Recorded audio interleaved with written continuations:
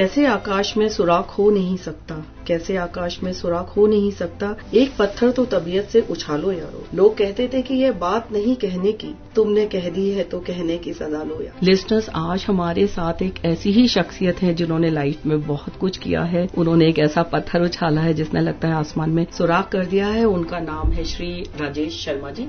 राजेश जी, आपका बहुत बहुत स्वागत है रेडियो नोएडा 107.4 आपकी आवाज में। राजेश जी, आपने अपनी लाइफ में बहुत कुछ अचीव किया है, प्रोफेशनल क्षेत्र में भी किया और आप समाज के लिए भी बहुत कुछ कर रहे हैं। आप हमारे लिसनर्स को प्लीज बताएं आपकी लाइफ जर्नी क्या थी। नमस्ते madam doctor Anupama, thank you for calling me here. मैं अगर अपनी लाइफ जर्नी की बात करूं तो मैं आता हूं जम्मू से, जम्मू एंड कश्मीर से, और बचपन हमारा भी ऐसे ही गुजरा जैसे एक साधारण परिवार में, एक साधारण स्कूल में किसी साधारण बच्चे का गुजरता है। जी। स्कूल में तो इंट्रोवर्ट थे, शर्माते थे, टीचर आंख मिलाती थी तो आंख चुराते थे। जी। सबसे पीछे वाले बेंच में बैठते थे, कॉन्फिडेंस की कमी थी। जी। दुनिया क्या है पता नहीं था। जी। इसलिए स्कूल में और अपने बचपन में घबराते भी थे। जी। पर कहते हैं कि परिंदा जब तक पिंजरे में होता है वो बेबस होता है और बाहर आते ही वो उड़ने लग जाता है और फिर स्काई इज द लिमिट।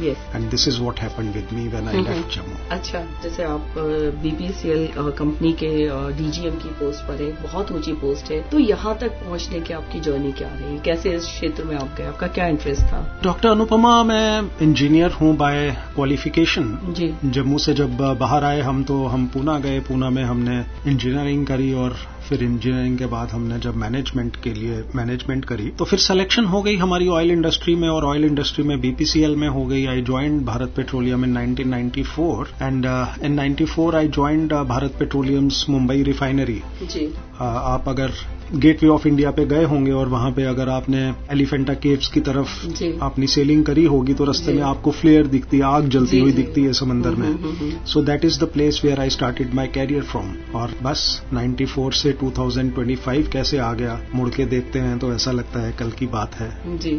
आप जैसे आप मैराथन के क्षेत्र में मैं देखती हूँ आपका बड़ा नाम है, मैंने कई बार सोशल मीडिया पे आपके पिक्चर्स भी देखे हैं, वो जर्नी आपकी कैसे? डॉक्टर अनुपमा, मैं भी उन लोगों में से था जो दूसरों को देखते तो थे कुछ करते हुए, लेकिन वो चाहत दबी रह जाती थी अंदर, और वो जो चाहत जब दबती है तो वो जलन बन जाती है। जी। मेरे अंदर भी थी, चाहत तो थी जी। और चाहत के साथ जलन भी थी, देखते हुए उन लोगों को जो लोग मेडल्स दिखाते थे अपने, और जब मैराथन्स तोड़ के आते थे, सोशल मीडिया पे अपनी तस्वीरें डालते थे, उनको देख के जो अंदर जेलेसी होती थी, शायद वही एक रीजन था कि मेरे अंदर भी वो सीड या बीज पड़ा, जिसको जब मैंने फ्लरिश किया या वाटर किया तो वो पौधा बन गया। और आज मैं आई थिंक अगर आप मेरे रूम में आओगे, ऑफिस के रूम में आओगे, तो आई हैव अबाउट 30 मेडल्स जो मैंने टांग रखे हैं हाफ मैराथन्स दौड़ के। और बहुत सारे लोगों को मैं प्रेरित भी करता हूं, उनको मैं मोटिवेट करता हूं to adopt running, because it is a very simple technique of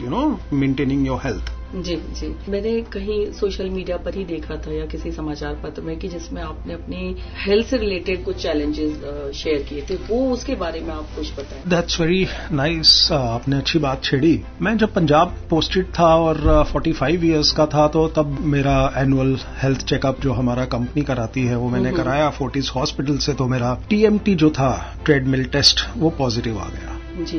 और मैं तो क्रॉनिक हाइपरटेंशन पेशेंट था ही, मैं तो पिछले 21 साल से डायग्नोस्ड हूँ हाइपरटेंशन में। तो मेरे लिए ये डबल चैलेंज हो गया था, एक तरफ हाइपरटेंशन को मेंटेन करना था और दूसरी तरफ अब हार्ट की एक नई समस्या खड़ी हो गई थी मेरे लिए। बट क्योंकि हमारे परिवार में बहुत सारे डॉक्टर्स हैं, मेरे बड़े भैया भाभी बच्चे सब लोग डॉक्टर्स हैं, जब मैंने उनसे कंसल्ट किया तो they advised me to adopt some lifestyle changes rather than taking medication of this और going for the treatment and tests. तो शायद ये वो टाइम था जब मेरे अंदर एक नॉक हुआ कि now I have to divert my direction of the life. तब मैं मेडिकेशन पे था और फिर मेरी जर्नी स्टार्ट हुई मेडिटेशन की। जी। जी। जी। और वो थी राजयोग मेडिटेशन की जर्नी। जी। फिर मेडिकेशन एंड मेडिटेशन मेरी लाइफ में साथ साथ चले, और फिर 55 का होके मैं 45 का हो गया, जो 45 में मैं 55 का था। जी राजेश जी, हम पिछली श्रृंखला में बात कर रहे थे कि किस तरह से आपने हेल्थ के चैलेंज को फेस किया और कैसे आपने मैराथन रनिंग स्टार्ट की और कैसे आपने मेडिकेशन को छोड़ा मेडिटेशन के द्वारा। आप इसके बारे में हमारे लिसनर्स को प्लीज कुछ बताएं। देखिए, मेडिटेशन को हम लोग कहते हैं, हिंदी में मेडिटेशन को हम कहेंगे योग। जी। तो योग इज ऑल अबाउट एडिशन। जी। अब ये एडिशन किस चीज की है? क्या जुड़ती हैं दो चीजें और वो फिर एक हो जाती है? जी। तो ये योग होता है आत्मा का और परमात्मा का मिलन। जी। आत्मा इज एन एनर्जी, परमात्मा इज एनर्जी। तो दो एनर्जीज जब मिलती हैं, एक सोल और एक सुप्रीम सोल, तो वो स्टेट ऑफ माइंड को मेडिटेशन हम कहते हैं। और ये जो मेडिटेशन वर्ड आता है, ये आता है लैटिन वर्ड से मेडिरी। सो मेडिरी का मतलब होता है इमोशनल ब्लॉक्स की हीलिंग। मेडिरी मीन्स हीलिंग। अब हीलिंग किसकी? इमोशनल ब्लॉक्स की। जो हमारे अंदर over a period of time emotional blocks अंदर जमा हो जाते हैं, उनको हील करने की क्रिया को कहते हैं मेडिटेशन। ऑलराइट। सो राजयोग जब मैंने अपनाया तो मुझे तब समझ नहीं थी कि राजयोग है क्या और ये किस तरह से आगे मेरी लाइफ में परिवर्तन लाएगा। सुन तो रखा था लेकिन महसूस कभी नहीं किया था। जी। भागवत गीता पढ़ी तो थी, जी। याद नहीं रहती थी। ये तो एक बात है, हर किसी को याद नहीं रहती है, ये सबसे बड़ा चैलेंज होता है। बिल्कुल। लेकिन कहा जाता है कि एक ऑथर जब अपनी किताब लिखी हुई होती है जो उसने, वो जब समझाता है तो वो किताब जल्दी से समझ में आ जाती है। Alright. So Rajyoga is all about the author of Bhagavad Gita, which is Shiva himself. जी। अब वो दूसरी बात है कि हम श्री कृष्ण को गीता उन्होंने सुनाई, लेकिन उनके माध्यम से शिव ने सुनाई थी। That is the power of Rajyoga. ये तो बिल्कुल मैं नई बात सुन रही हूँ। मैं तो खुद ही सोचती थी कि कृष्ण के द्वारा गीता कही गई है। तो let's talk about this, because दूसरे चैप्टर में जब श्री कृष्ण अर्जुन को कहते हैं कि तुम्हारे और मेरे अनेकों अनेक जन्म हो चुके हैं, जी। फर्क तुम में और मुझ में बस इतना है कि तुम्हें तुम्हारे जन्म याद नहीं है और मुझे मेरे सारे जन्म याद हैं। ये सेकंड चैप्टर में कहा गया सांख्य योग में। जी, जी। लेकिन हम जब आगे बढ़ते हैं गीता में और जब अर्जुन को ये बात समझ में आने लग जाती है कि ये कृष्ण नहीं बोल रहे हैं, ये कृष्ण के माध्यम से कोई भागवत शक्ति बोल रही है, और उसके क्वेश्चंस का और उसकी जिज्ञासा का लेवल भी चेंज हो जाता है। एंड देन फिर अगले एक चैप्टर में आके जब श्री कृष्ण को पूछते हैं अर्जुन कि क्या आप भी हमारी तरह जन्म लेते हो, तो जवाब आता है नहीं, जी। क्योंकि मैं अजन्मा हूँ, जी। मैं अव्यक्त हूँ, शाश्वत हूँ, जी। मैं पिंड रूप में जन्म नहीं लेता हूँ। जबकि श्री कृष्ण तो पिंड रूप में जन्म ले चुके थे। जी, जी। और अर्जुन तो देख भी रहा था उनको। फिर ये पूछने की जरूरत नहीं थी ना कि क्या आप हमारी तरह जन्म लेते हो। तो किसको पूछा? ये उस शक्ति को पूछा जो उससे बात कर रही थी गीता के माध्यम से। राजेश जी, आपने मुझे नई चीज बताई है जो मुझे नहीं पता थी। आपने एक फाउंडेशन स्टार्ट किया है जिसका नाम है पैसो। आप क्या इसके बारे में हमारे लिसनर्स को कुछ बताएंगे? डॉक्टर अनुपमा, पैसो का मतलब है 5 अक्षर और 5 लेटर्स। फर्स्ट इज पी मतलब फिजिकल, जी। ई इमोशनल, जी। एस सोशल, एस स्पिरिचुअल, जी। And O occupational. तो ये 5 शब्दों का कॉम्बिनेशन है पैसो, जी। और ये सारे के सारे हैं हेल्थ, जी। Physical health, emotional health, social health, spiritual health and occupational health. तो ये जो हेल्थ है, हेल्थ के 5 पैरामीटर्स हैं, इसको कहेंगे हम लोग हॉलिस्टिक वेलनेस या हॉलिस्टिक हेल्थ, जी। और हॉलिस्टिक हेल्थ अगर है तभी हमारे पास रियल वेल्थ है, जी। ऑलराइट। वेल्थ वो नहीं है जिसको हम समझते हैं, गाड़ी, बंगला, मोटर, कार, हम इसको वेल्थ समझते हैं, लेकिन वेल्थ है अगर ये 5 तरह की हेल्थ हमारे पास है तो पैसों में हम फिजिकल हेल्थ की बात करते हैं। इंसान को शारीरिक तौर पे सेहतमंद होना बहुत ही जरूरी है, ये हम सबको पता है। इमोशनल स्टेबिलिटी आजकल एक चैलेंज बन चुका है, बच्चों के लिए भी, जेन जेड के लिए भी, और स्टूडेंट्स के लिए भी, कॉर्पोरेट प्रोफेशनल्स के लिए, एवरीबॉडी। हमारे घरों में भी हम लोग इमोशनली अनस्टेबल रहते हैं, बिकॉज ऑफ विच हम लोग रिएक्टिव रहते हैं, हमेशा रिएक्टिव, हर बात पे फट से रिएक्शन कर देते हैं, इरिटेट हो जाते हैं, है ना। तो ये जो इमोशनल स्टेबिलिटी को प्रैक्टिस करके अपनी लाइफ को स्टेबल बनाना, या फिर भागवत गीता में जैसा कहा गया कि स्थिर प्रज्ञ होना, जी। इसको कहेंगे हम लोग इमोशनल हेल्थ। सोशल हेल्थ हम सब जानते हैं कि सोशल मीडिया का दौर है और हम लोग सोशल एनिमल्स हैं, ये तो कहा ही जाता है, we the humans are social animals, until we socialise we can not remain healthy. आज बुजुर्गों की सबसे बड़ी प्रॉब्लम ही यही है लाइफ में, वाई डिप्रेशन एंड बीमारियां उनको फटाफट घेर लेती हैं, बिकॉज बात करने वाला कोई नहीं रह गया हुआ घरों में, न्यूक्लियर फैमिलीज हैं, बच्चे बाहर हैं, अकेले हो गए हैं लोग, and there are no people who can listen to them, and if they listen they do not have that patience का level to understand them. Alright, so that is why this Alzheimer and बहुत सारी बीमारियां के शिकार हो रहे हैं हम लोग। So social health is all about learning these techniques to remain socially active so that we start giving back to the society. So that's what is the social health. Spiritual health, आज हम लोग spiritual health की बात करते हैं, लेकिन ये हमको पता नहीं है कि रिलीजियस हेल्थ और स्पिरिचुअल हेल्थ में फर्क क्या है। बिल्कुल। ऑलराइट, हम लोग रिलीजियस होते हैं और सोचते हैं हम लोग स्पिरिचुअल हैं, जबकि फैक्ट ये नहीं है। ऑलराइट, तो spiritual health is practising spirituality in its real form, and O is of course occupational health, जहां से लक्ष्मी या फिर पैसे का प्रवाह होता है हमारी लाइफ में, जिससे हमारा पेट भरता है। तो पेट भरने की क्रिया को सीखना, पेट बढ़ाने की क्रिया को सीखना नहीं। आज हम लोग पेट भरने की जाए पेट बढ़ाने लग गए हुए हैं। ऑलराइट, दैट मीन्स हम लोग अपनी नेसेसिटीज को फुलफिल करते हुए अपनी डिजायर्स के पीछे भागने लग गए हुए हैं, एंड वो में हम लोग ये सीखते हैं और सिखाते हैं। जी, आपने बहुत अच्छी बात कही। राजेश जी, हम लोग बात कर रहे थे PESSO के बारे में जी, और आपने बताया इमोशनल हेल्थ भी बहुत जरूरी है, स्पिरिचुअल हेल्थ भी जरूरी है फिजिकल हेल्थ के साथ। तो आप स्पिरिचुअल हेल्थ के बारे में हमारे लिसनर्स को क्या कुछ बताएंगे? हमने अभी बात करी कि स्पिरिचुअल हेल्थ और रिलीजियस हेल्थ, या फिर स्पिरिचुअल होना और रिलीजियस होना, इन दोनों में क्या फर्क है।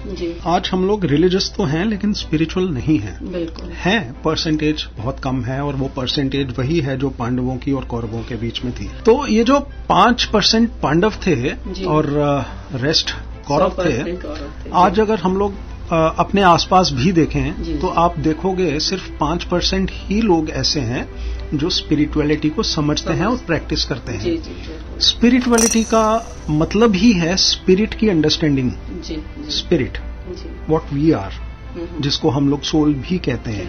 ऑलराइट, तो इसकी सोल की अंडरस्टैंडिंग होना स्पिरिचुअलिटी है। वन, अब इसी को अगर हम लोग हिंदी में कहेंगे तो स्पिरिचुअलिटी को क्या कहेंगे हिंदी में? हम लोग कहेंगे अध्यात्म, है ना, आध्यात्मिकता या अध्यात्म। तो अध्यात्म मतलब क्या? अध्ययन प्लस आत्मा। आत्मा के अध्ययन को हम लोग अध्यात्म कहेंगे। अब इस एंगल से अध्यात्म को कितने लोग देखते हैं, जहां पे आत्मा को हम लोग फोकस करके और फिर हम उसको प्रैक्टिस करते हैं? शायद नहीं। जबकि हम लोग रिलीजियस या रिलीजन के नाम पे बहुत कुछ करते हैं, जिसको हम लोग भक्ति कहते हैं, या फिर हम लोग उसको रिलीजियस प्रैक्टिस कहते हैं, कर्मकांड कहते हैं, वगैरह वगैरह। लेकिन हमने आत्मा को या फिर स्पिरिट को समझ के अपनी जिंदगी को कैसे व्यतीत करना है, this is all about spirituality. Spirituality में हम लोग, मैं बिकॉज भागवत गीता को और करंट साइंस को बहुत कोरिलेट करता हूं, बिकॉज राजयोगा ने जो हमको सिखाया है वो हमको सिखाया है और अभ्यास कराया है कि आप आत्मा हो, आप ये देह या शरीर नहीं हो। You are not this body, alright, you are not this body what is visible to you. You are a conscient energy और a permanent energy who is the master of this body. और जब हम इस अभ्यास को करने लग जाते हैं, तो जैसे कि आपने पहले बताया, मुझे यहाँ पूछा कि भाई मैराथॉन्स, तो पहले मेरा शरीर, मैं अपने आप को शरीर समझता था और दूसरे को भी शरीर ही देखता था। This is what is the physical eye, और हम लोग सब देखते हैं। लेकिन आप भागवत गीता में देखेंगे तो थर्ड आई उसको दी थी अर्जुन को। लॉर्ड शिवा ने थर्ड आई दी थी, जिसको कहा ज्ञान चक्षु दिए या दिव्य चक्षु दिए, तब जाके उस परमात्मा का रूप दिखा उस शिव का। अदरवाइज तो कृष्ण दिख रहे थे। तो नेकेड आई से कौन दिख रहा था? कृष्ण दिख रहा था। और जब दिव्य चक्षु मिले तो कौन दिखा? शिव। वो निराकार शिव दिखे। इसी तरह से राजयोग हमारी थर्ड आई एक्टिवेट करता है, और वो ज्ञान चक्षु या दिव्य चक्षु हमको देता है। जब हम उस दिव्य चक्षु से खुद को देखते हैं तो हम आत्मिक स्वरूप देखते हैं अपना। तो आत्मिक स्वरूप में स्थित होकर उस परमात्मिक शक्ति के साथ जुड़ जाना, इस भागवत गीता, इस एंगल से हमने कभी स्पिरिचुअलिटी को समझा ही नहीं। बिल्कुल बिल्कुल राजेश जी, आपने ये बहुत ही अच्छी बात बताई। शायद मैंने भी इस रूप में कभी नहीं समझा था, और मैं भी हमेशा सोचती थी कि स्पिरिचुअलिटी और जो रिलीजियस चीज है वो शायद एक ही है।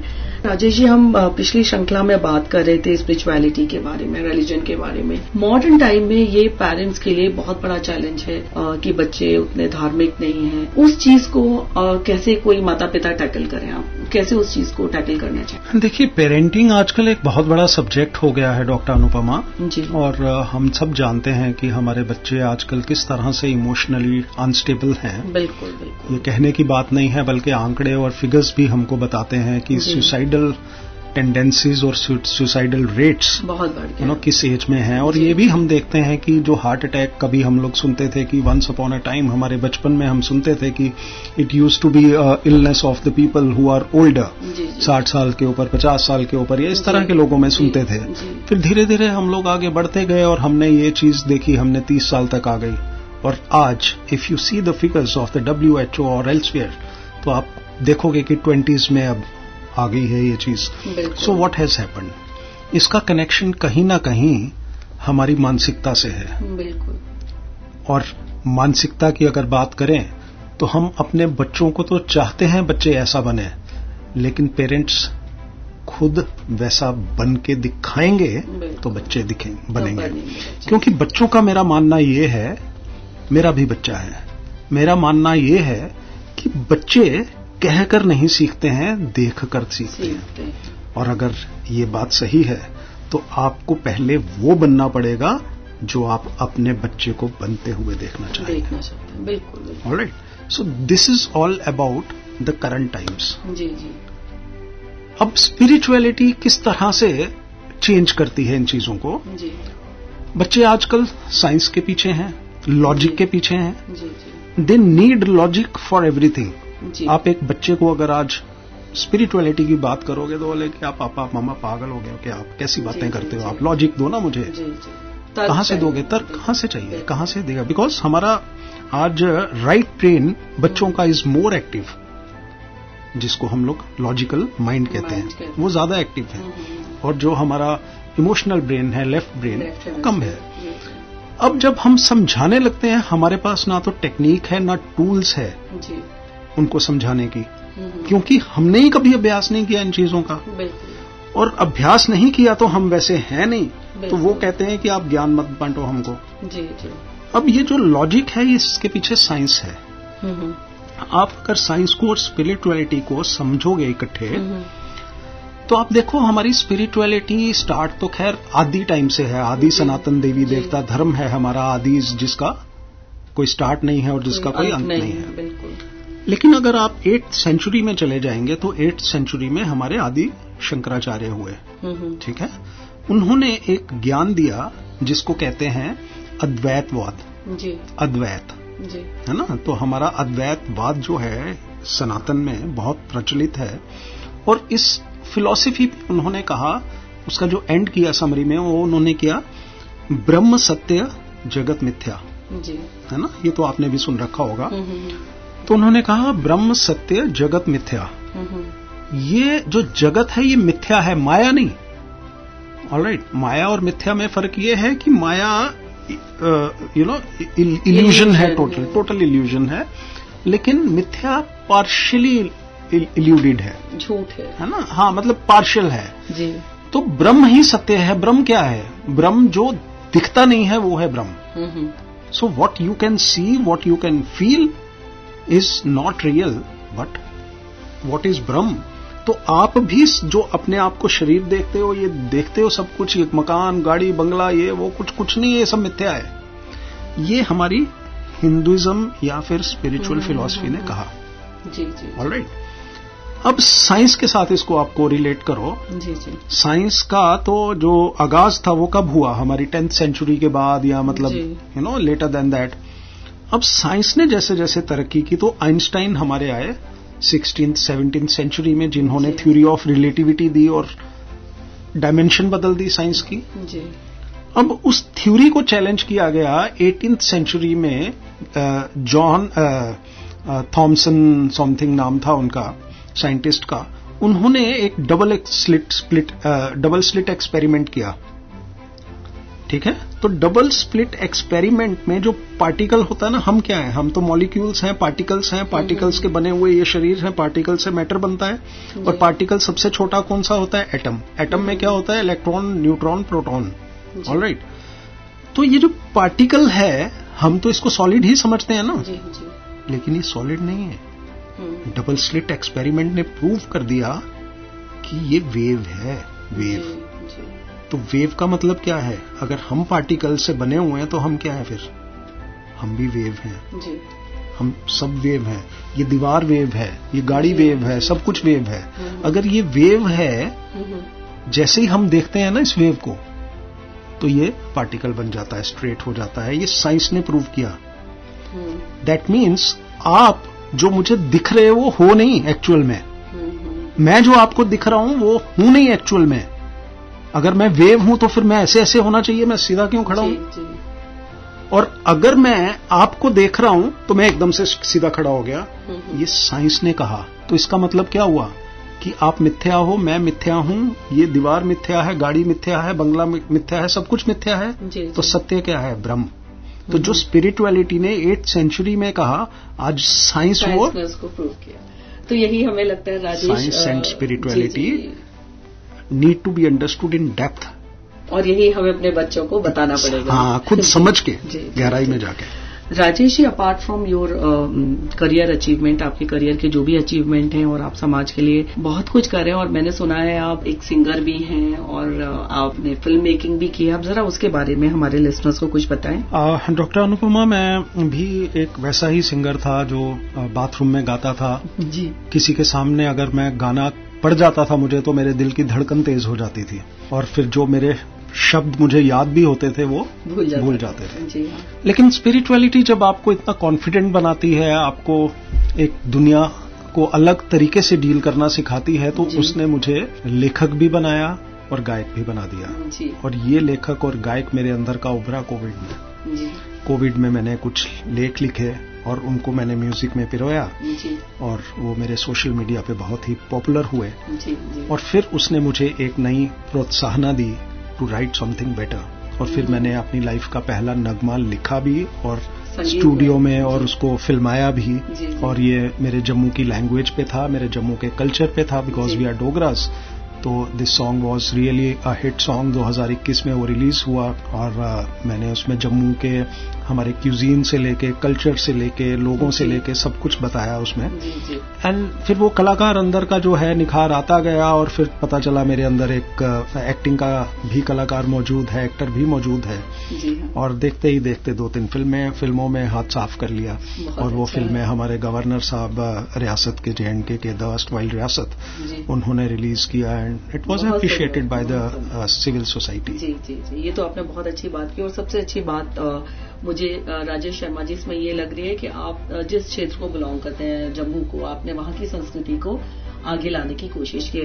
राजेश जी, मेरा आखिरी सवाल यह है कि आज के 10 वर्ष के बाद आप स्वयं को कहाँ देखते हैं? मैं स्वयं को देखना चाहता ही नहीं हूँ जी। मैं दूसरों को देखना चाहता हूँ खुश रहते हुए जी जी, खुशियां बांटते हुए और जिसको हम कहते हैं सर्वे भवन्तु सुखिना। जी जी, उसमें एक छोटा सा तिनका बनकर दूसरों को सुखी और खुश देखना चाहता हूँ। That is what is my dream after 10 years। जी जी, बहुत सुंदर कहा आपने। आपका बहुत बहुत धन्यवाद मेरे प्रोग्राम में आने के लिए, रेडियो नोएडा के स्टूडियो में आने के लिए बहुत बहुत धन्यवाद। So thank you very much. Listeners, अगर आप श्री राजेश शर्मा जी से कुछ पूछना चाहते हैं, मुझसे कुछ पूछना चाहते हैं, तो हमारा फोन नंबर है 9582751074। यदि आप हमें ईमेल करके कुछ पूछना चाहते हैं तो हमारा ईमेल आईडी है info@radionoida.fm। अब मैं